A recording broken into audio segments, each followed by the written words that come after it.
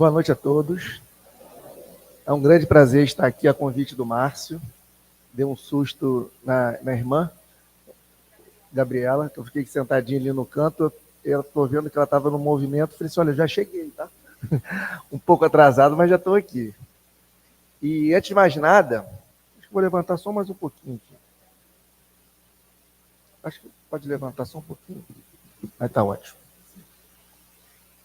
Antes de mais nada, queria dizer que nós estamos numa noite aqui de debate, né? De estudo em conjunto e não de uma palestra de quem está palestrando para alguém, porque estamos todos no mesmo caminho, estamos todos no mesmo barco, querendo ir na mesma direção.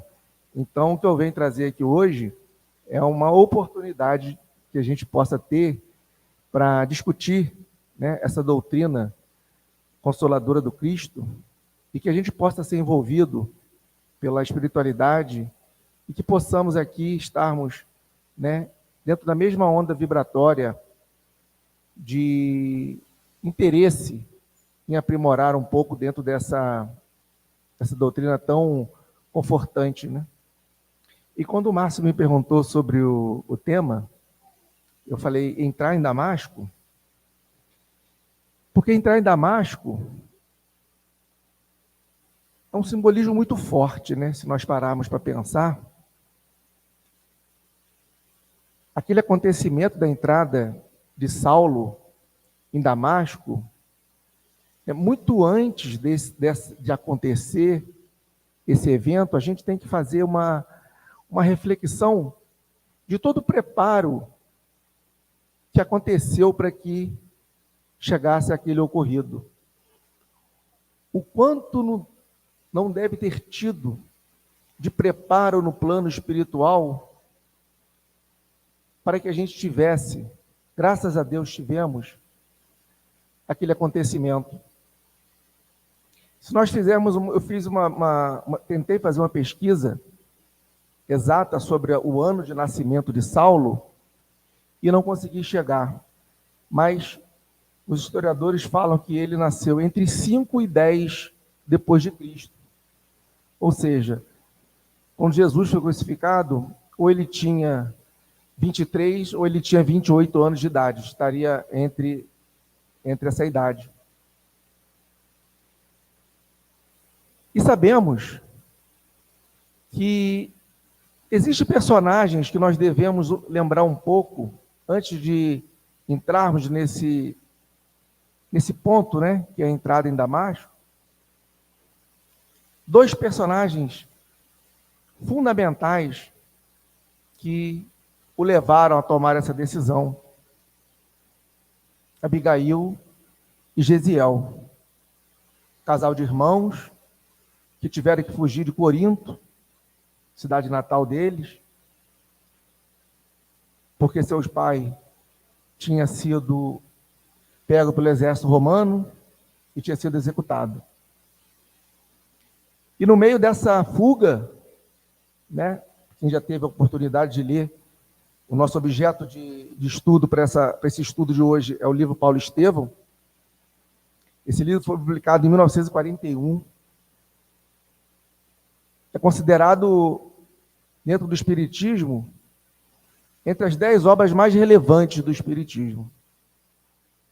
Editado no momento escrito, né, no momento psicografado pelo querido Chico Xavier, no momento que ele trabalhava na Fazenda Modelo, no interior de Minas Gerais. E ele teve, através do auxílio de Emmanuel, o merecimento, né, o mérito, para poder acessar os planos espiritual e escrever essa obra que atravessa décadas e talvez essa obra deva atravessar milênios. E voltando, né, essa obra, esses irmãos tiveram que ser separados por motivos de perseguição da época e pelo preparo do plano divino. Saulo conhece Abigail, começam a ter um relacionamento, se apaixonam, até que chega um momento que Saulo revela para ela numa determinada noite, um cristão ia pregar na sinagoga. E gostaria que ela fosse. E quem teve a oportunidade de ler o livro, é um momento muito triste, né? Onde Saulo acaba apedrejando Gesiel, e quando ele é levado a um cômodo, onde ele estava nos últimos momentos de vida, e Abigail é chamada para ver, e ela chama Gesiel. E ele, como Gesiel? Ele é meu irmão, que há muitos anos eu não vejo. E ali se desenrola um mal-estar, né, entre os dois. Lógico que depois desse acontecimento, fica impossível a convivência entre Abigail e Saulo. Ela adoece. Antes do seu desencarne, ela já estava convertida ao cristianismo por Ananias. E Saulo fica completamente enfurecido, né? Ele se sente perseguido por aqueles cristãos, ele se sente perseguido por Jesus, e acha que tudo na vida dele dá errado por conta desse tal do Nazareno, a quem ele gostaria de exterminar qualquer um que falasse desse Nazareno na face da terra. E a missão dele, a partir daquele momento, era justamente exterminar a pessoa que tinha convertido a mulher que ele tanto amava, que ele perdeu. Que na cabeça dele, ele perdeu por conta da conversão ao Nazareno. E ele, e Jacó e Demétrio, dois soldados de sua confiança, saem em direção a Damasco, na Síria, à procura desse Ananias, que tinha convertido Abigail. Então, nesse ponto, eu gosto de fazer gostaria de fazer um parêntese, uma reflexão. Todos nós aqui temos um plano encarnatório. Todos nós. Todos nós assumimos certas condições, missões, deveres e condições para estarmos aqui. Muitas das nossas escolhas, a gente acaba se desviando e a gente acaba não conseguindo cumprir. Por conta do movimento da Terra, do movimento das vibrações terrenas, do movimento do materialismo, e a gente acaba sucumbindo diante das provas, dos prazeres, do materialismo. Saulo tinha um plano reencarnatório.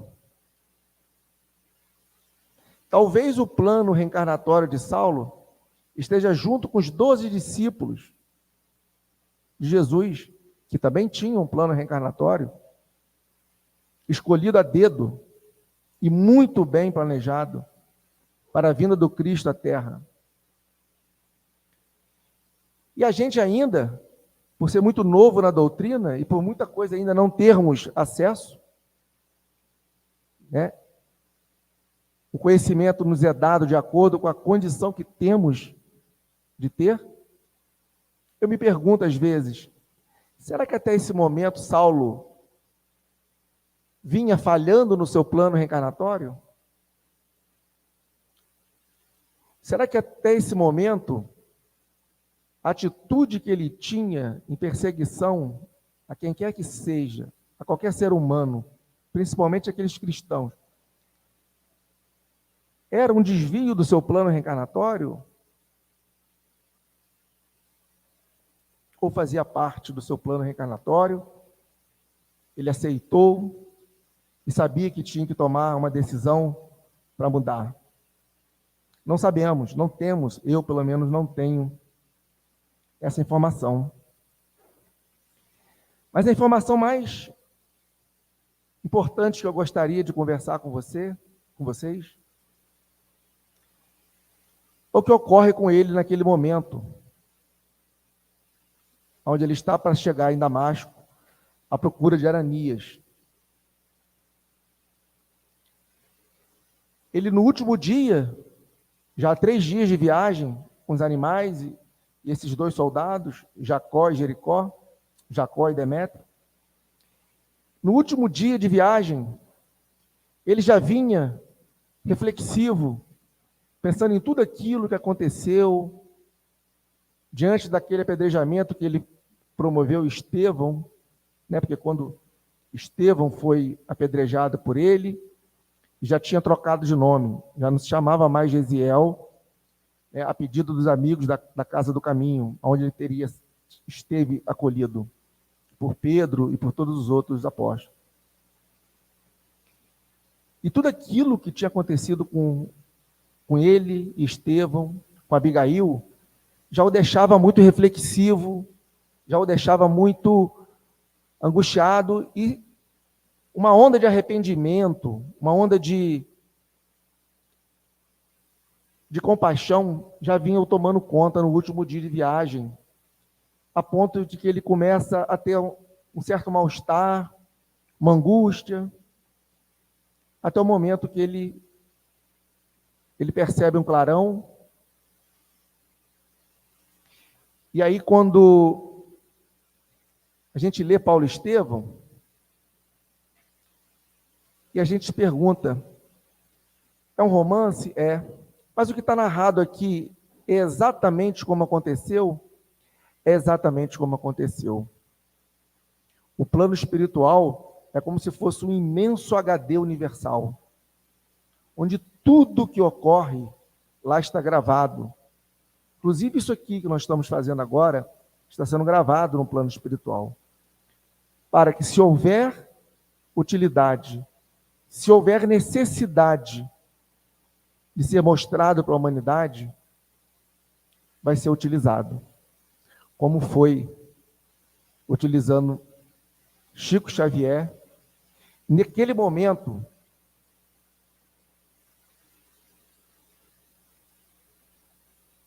a confusão de sentidos lhe tira a noção de equilíbrio e tomba do animal ao desamparo sobre a areia ardente. O doutor de Tarso, Saulo, contemplava-o com espanto profundo, e foi quando uma inflexão de voz inesquecível o desconhecido se fez ouvir: Saulo, Saulo, por que me persegues? Jesus pergunta para ele. E o interessante é que os 2 soldados que estavam com ele percebem o clarão, mas nada ouvem e nada vê. Somente Saulo tem a capacidade de ouvir e de ver tudo aquilo que acontecia à sua frente. Tem a capacidade ou tem a missão?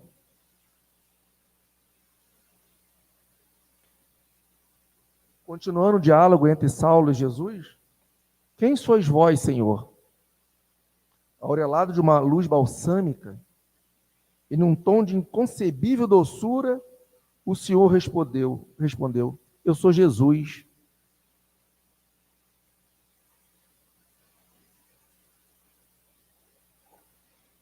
E aí ele faz aquela pergunta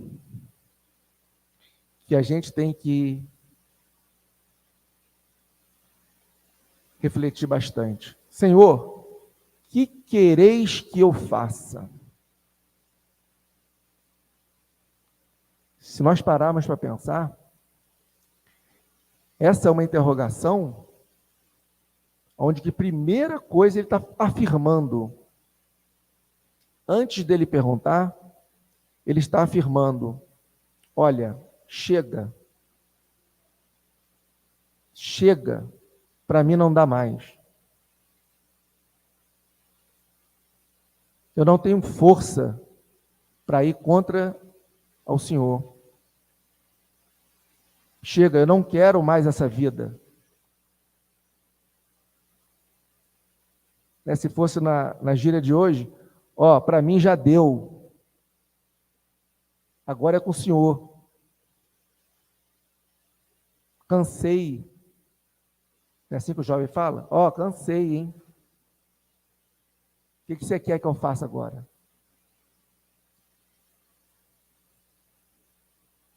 Então, essa é a afirmação de Saulo. Eu não quero mais a minha vida. Entrego a você. O que você quer que eu faça?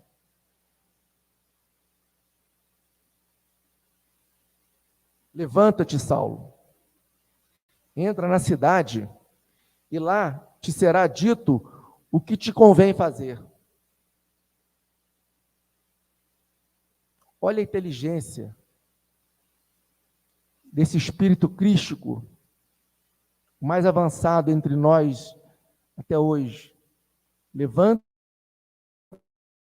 e entra na cidade, que lá te será dito o que fazer. Jesus poderia dizer para ele, não, fica tranquilo, está tudo certo, não vai acontecer nada com você, fica tranquilo, pode levantar, você vai voltar a enxergar daqui a 3 dias, você vai ter uma missão, vai ficar 40 anos andando, pregando, no final vai dar tudo certo, você vai morrer, você vai desencanar, mas vai dar tudo certo. Eu vou estar com você, em momento algum eu vou te abandonar. De duas, uma, ele ia desistir da missão, não ia ter coragem, porque ia se acomodar. Olha a inteligência do pedido de Jesus. Ele não manda, ele só pede, vai até a cidade. Lá será dito a você o que você tem que fazer.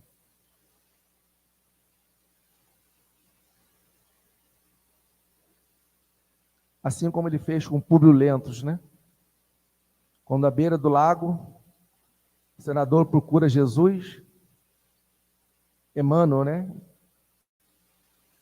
E Jesus fala, está no seu querer o minuto derradeiro da sua vida, onde você pode mudar eternamente sua vida, ou passar séculos lutando em reencarnações. Ele não teve a mesma obediência que Saulo, preferiu um caminho um pouco mais tortuoso, mas hoje está entre nós, nos ajudando muito. E quando Saulo sai dali,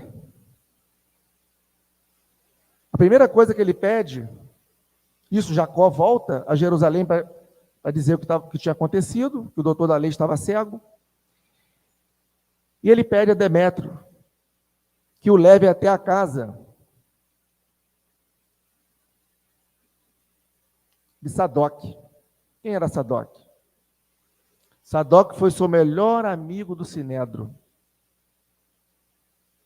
Sadoc foi seu amigo desde juvenil, na formação judaica por Gamaliel. Os dois. E quando lá chegam à porta da casa de Sadoc, já era um pouco à noite, Saulo, envergonhado pela condição que se encontrava, pede a Demétrio que vá e chame Sadoc, e ele escuta de longe Demétrio comentando com Sadoc que o doutor da lei encontrava-se um pouco perturbado, falando que tinha visto Jesus e que não enxergava e que precisava de auxílio. E ali ele ouve a primeira negativa. Fale que eu estou ocupado, não posso recebê-lo. Fale que eu estou com companhias em casa. Mas não deixe ele saber que eu não quero recebê-lo. Só que Saulo ouve aquilo e começa a internalizar a rejeição. Começa a entender toda aquela rejeição que ele fez durante anos. E começa já a receber aquilo como uma força, como uma forma de se restabelecer. E Sadoc pede, leve-o até um local de dormitório, e depois volte aqui me dizendo onde ele está, que irei lá sozinho, sem a presença de ninguém, para que eu não possa ser reconhecido. E assim ele é levado, E após 3 dias, nesse local, chega-se Ananias.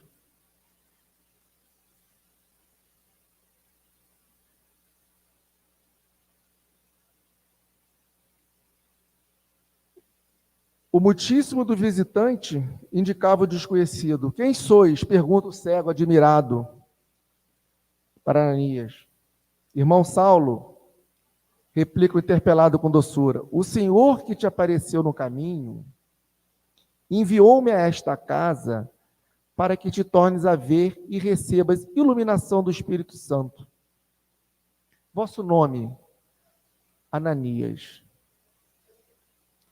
Ele desmonta em prantos, em saber que aquele homem que ia restabelecer a sua visão era quem ele estava indo para retirar a vida. Vocês percebem que Jesus não faz nada mais ou menos, nada para dar. Pode ser que dê certo, não. Não tem essa possibilidade. Um espírito que levou em torno de 700 anos de preparo para reencarnar na Terra,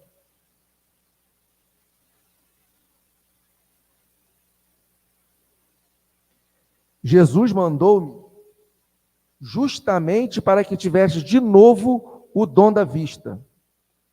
Irmão Saulo, em nome de Deus Todo-Poderoso, eu te batizo para a nova fé em Cristo Jesus. E entre as lágrimas ardentes corriu dos olhos o moço tarcense, acentuou contrito. Digne-se o Senhor perdoar meus pecados, iluminar meus propósitos para uma vida nova. Agora, disse Ananias, impondo-lhe as mãos nos olhos apagados.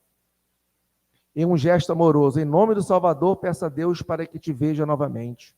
Vejo, agora vejo. Glória ao Redentor da minha alma. É inegável que Saulo, durante 3 dias, possa ter sofrido um fenômeno físico, onde ele perdeu sua visão. Mas por trás disso tudo, esse restabelecimento dessa visão tem um sentido espiritual para mim muito forte. Um sentido de restabelecer uma visão para uma vida completamente diferente do que ele via. Como se daquele momento em diante, o que ele vai ver, o que ele tem para ver, é completamente diferente do que ele fez até aquele momento.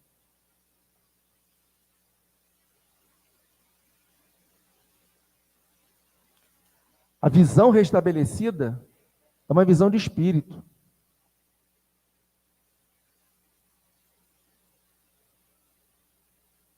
Será que todos nós precisamos dar de cara com Jesus nessa porta para termos uma visão de uma nova vida? Será por que ele teve que passar por tudo isso e a gente conseguir ter o conhecimento de tudo isso?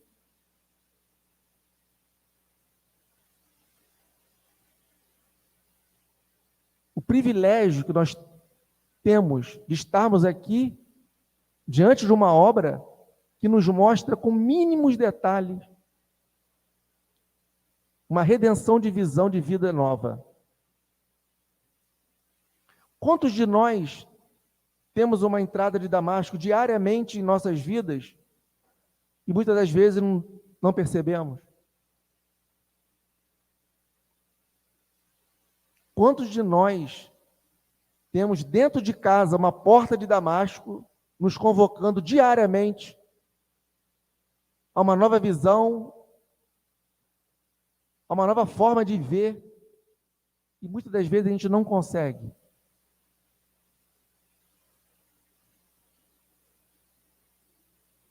O simbolismo da entrada de Damasco para Saulo e para nós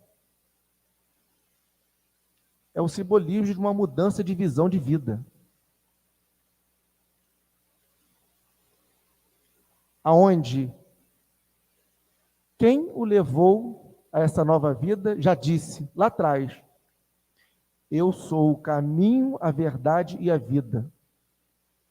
E ninguém vai ao Pai se não for por mim. Quando eu comecei no movimento espírita, lá com 13, 14 anos, na mocidade, lá no Centro Vicente Paulo, em Macaé, Dona Leti, um dia, falou, lendo o Evangelho, segundo o Espiritismo, essa passagem que Jesus falava: eu sou o caminho, a verdade e a vida.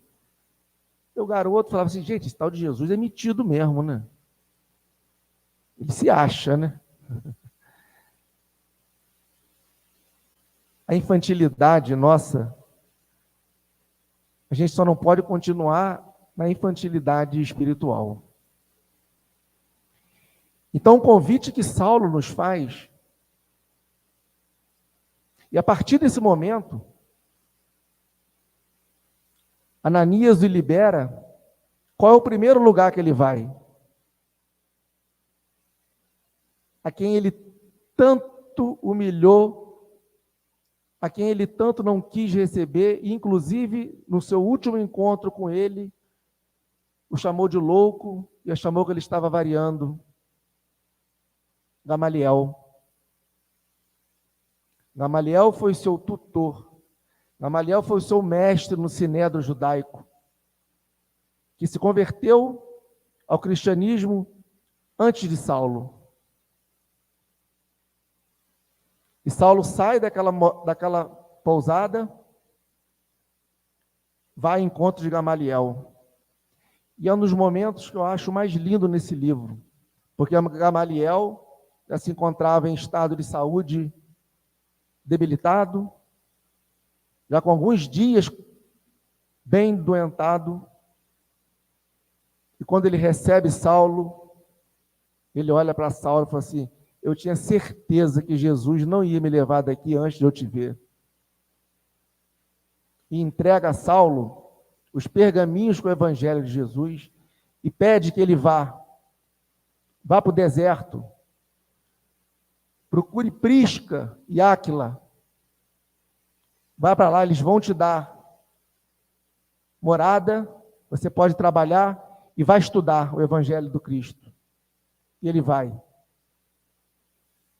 Fica 3 anos atuando como tecelão, que era uma das suas formações, porque o seu pai era tecelão, e além de todas as formações que ele deu de doutor da letra e do judaísmo, lhe ensinou a tecelar. E lá ele ficou, durante 3 anos, junto com Prisca e Áquila, desconhecido de todos que passavam, aquele doutor da lei, de tanto poder, de tanto orgulho, estudando o Evangelho do Cristo. E retorna a Jerusalém.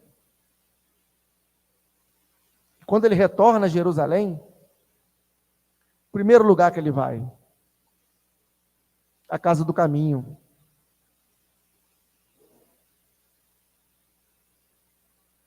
Ele bate a porta, Barnabé vai atender, toma um susto. Não é possível. Veio de novo atrás da gente.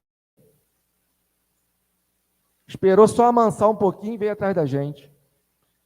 O susto foi tamanho que ele falou assim: você espera só um pouquinho, que está tendo uma reunião, eu preciso lá. Barnabé vai lá dentro e fala: Pedro, sabe quem está aí na porta? Saulo. Tiago, quem? Saulo? Pelo amor de Deus, manda embora agora, ele deve estar querendo, ele vai perseguir a gente de novo. Só que naquele momento, Pedro sabia, já tinha passado pelo sentimento de negar o Cristo. E sabe quanto aquilo foi doloroso.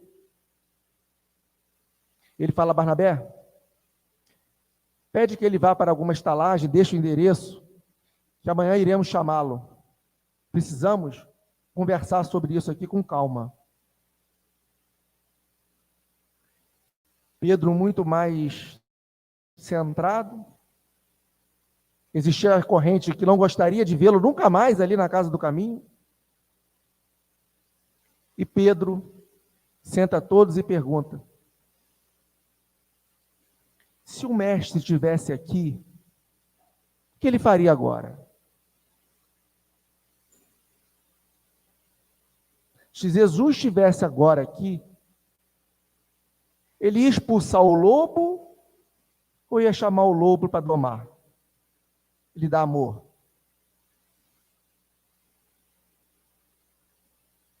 Nós temos a obrigação de ouvi-lo, pelo menos. Se a nossa missão é seguir o Pai falou, não perdoe 7 vezes, mas 70 vezes 7 vezes.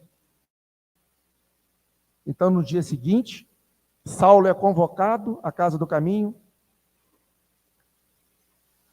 aonde ele coloca toda a sua vida, coloca toda a sua intenção. E ali Pedro percebe que aquelas palavras que ele falava ali diante de todos os presentes da casa do caminho, não eram as palavras oriundas de Saulo, e sim do mestre. Sabia que por trás de Saulo, Jesus estava ali a dizer: esse vai ajudar a obra. Esse é um escolhido para continuar o cristianismo. Vocês querem saber? Se não fosse essa decisão de Pedro, talvez nós não estaríamos hoje aqui.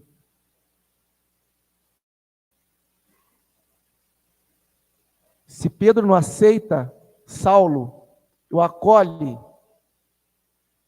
e o deixa fazer o trabalho que ele fez por quase 40 anos.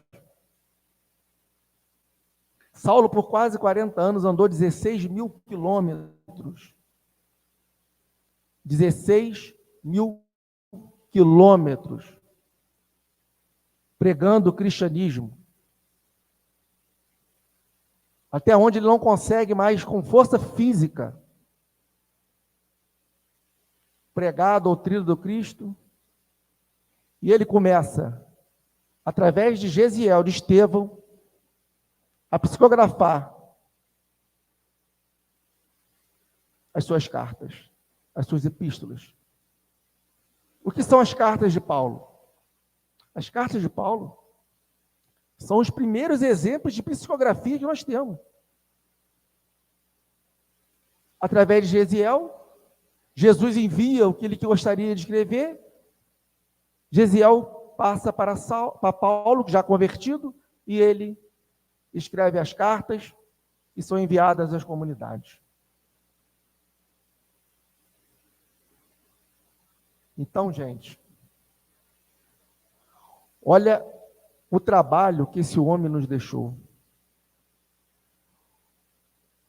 Olha aqui que uma dificuldade ou um desamparo ou um dissabor que ele possa achar que tenha sido, transformou a vida desse homem.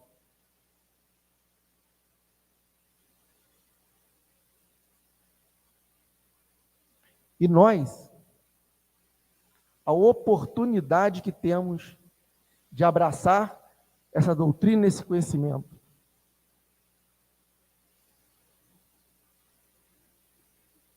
Porque Jesus nos disse: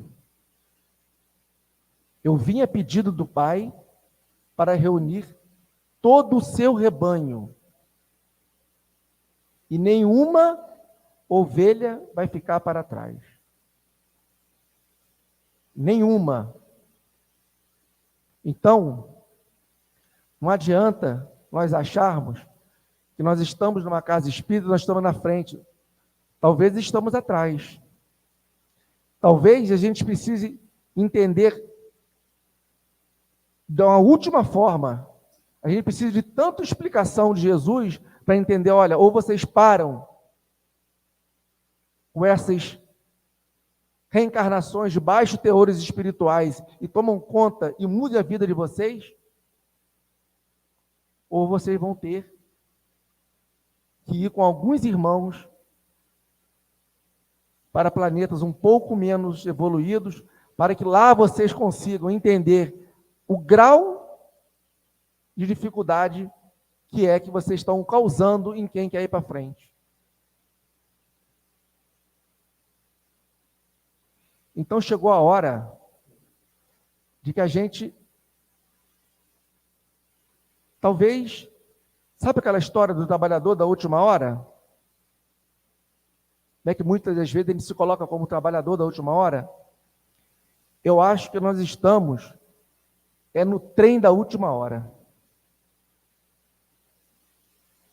A gente não deveria perder essa oportunidade que nos está sendo dada. A todos nós. É difícil? É muito difícil. Mas sabemos que temos uma legião de irmãos diariamente ao nosso lado.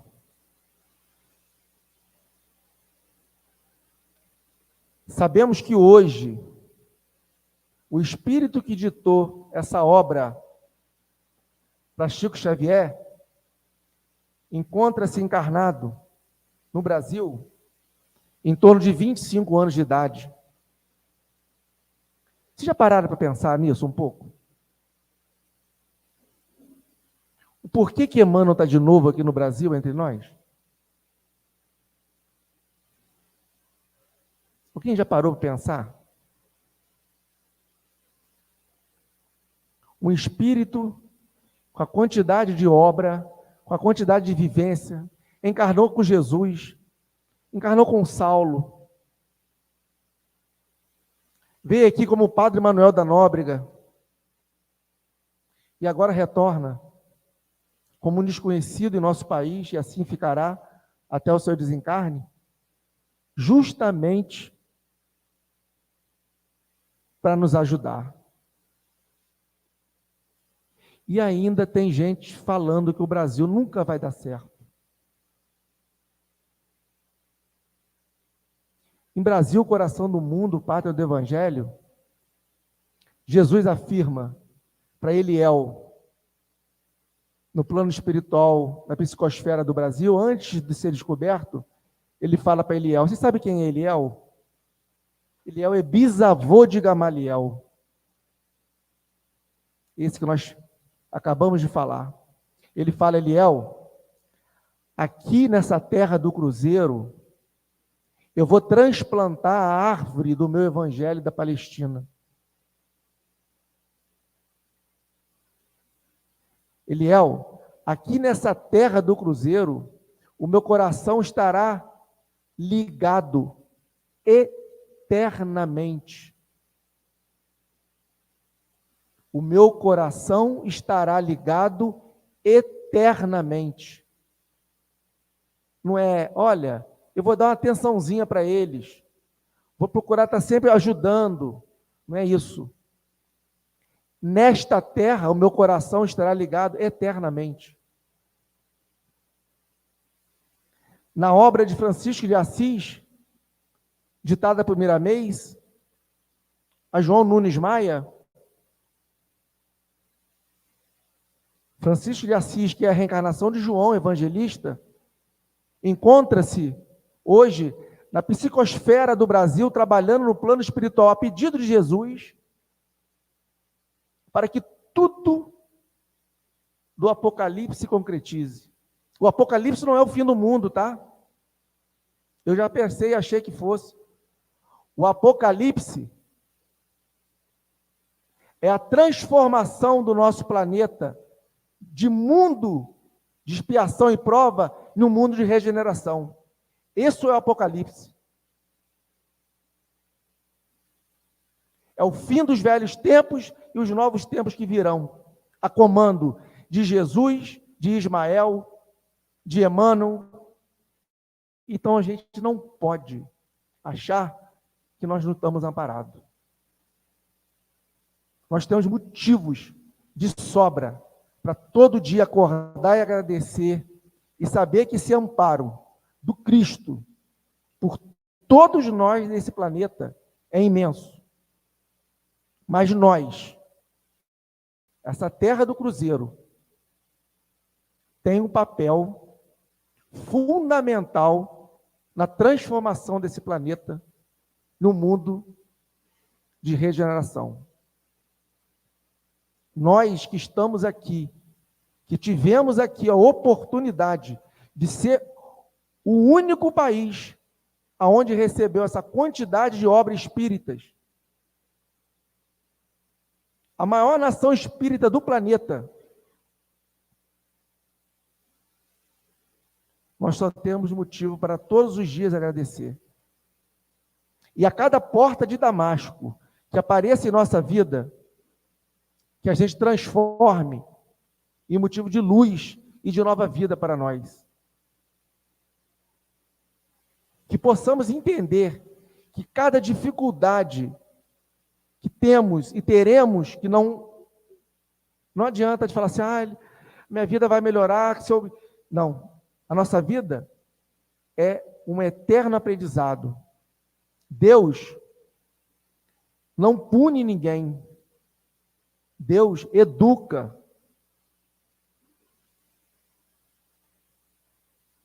E sabe como ele educa? Pegando um irmão mais velho, que tem um pouco mais de experiência, e fala, vai lá, olha, ensina esse povo aqui, que eles estão ainda muito infantis, eles não sabem o que estão fazendo. E aí vem no meio de um povo e coloca a Madre Teresa de Calcutá. Vai lá no meio do outro povo, dos hindus, e coloca Gandhi.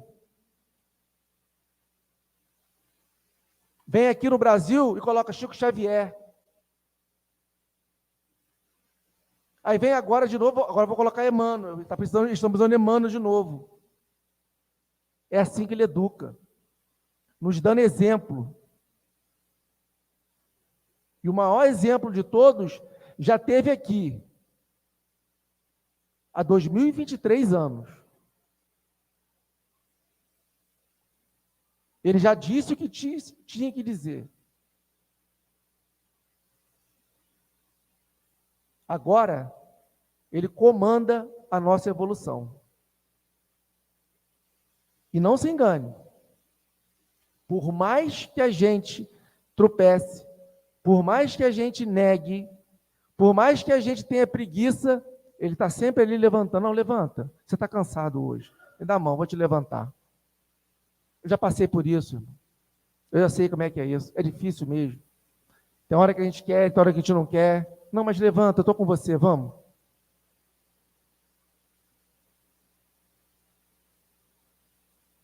Alguém aqui gosta de andar de bicicleta? Eu adoro pedalar. Eu tenho amigos que eu saio para pedalar, que eu começo a ficar cansado, eles param e me esperam na sombra. Aí eu chego e falo, estou cansado, não, descansa um pouquinho. Tem outros que somem. Só vou ver no final do dia. Eu ligo para você, tá bom? Não, eu vou te esperar, você estava muito cansado. É assim. Mas Jesus é aquele que te espera diariamente. Independente do que você está fazendo ou não. Então, gostaria de agradecer a todos vocês e que nós possamos atravessar essa porta indo para casa, pensar em quantas oportunidades de entrada em Damasco temos pela frente. E quantas podemos abraçar, ou pelo menos parar e pensar um pouquinho. Poxa, como seria se eu agisse de forma diferente? Será que nessa situação aqui eu não estou tendo alguma ajuda espiritual para que eu possa tirar algum proveito? Será que essa dificuldade não é para me ajudar? Será que essa dificuldade não é para me educar? Obrigado a todos vocês. Foi muito bom, Márcio, estar com vocês aqui, nessa casa maravilhosa. Uma boa semana para todos nós. Muito obrigado.